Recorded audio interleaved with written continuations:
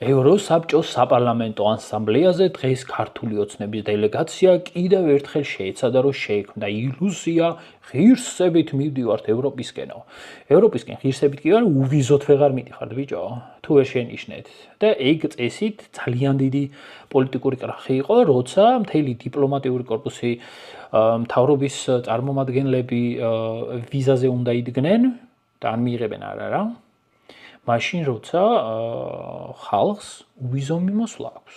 მაგრამ რახან ესეც ვერ გაიგეთ, დღეს უკვე ასამბლეის ტრიბუნიდან მიიღეთ ქართული ხალხის ხმა, რომელიც რატომღაც თბილისში არ გესმით.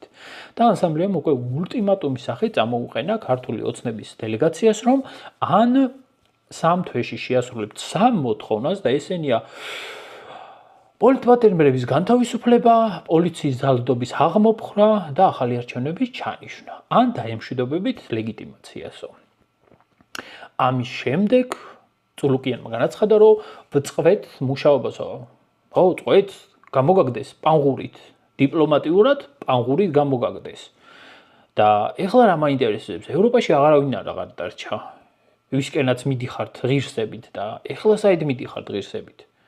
ჩრდილოეთისკენ, სადაც ყოველთვის მიდიოდით, თუ აღმოსავლეთში და ამ მრჩეველიც მოყვებათ, როგორ არის მათ საქმე?